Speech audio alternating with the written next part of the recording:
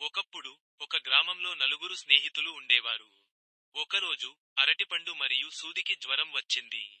వారిద్దరూ కలిసి ఆసుపత్రికి వెళ్లారు. దారిలో ఉల్లిపాయ కనిపిస్తుంది. ఉల్లిపాయ, ఉల్లిపాయ, మీరు ఎక్కడికి వెళ్తున్నారు? నాకు జ్వరం ఉంది. నేను ఆసుపత్రికి వెళ్తున్నాను అని అది చెబుతుంది. అప్పుడు బ్లాకీ కనిపిస్తుంది.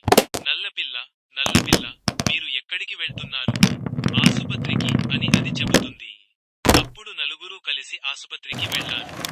డాక్టర్ అరటిపండుపై కాలు వేసి, కుర్చీలో కూర్చుని, సూదిపై పడి అని అరుస్తాడు. ఫ్యాన్ దగ్గర ఉన్న బ్లాకీ భయపడి, డాక్టర్ నోటిలో పడి, చనిపోతుంది. ఉల్లిపాయ మాత్రమే బతికి ఉంది. దాని స్నేహితులు చనిపోయారని అది ఏడుస్తుంది.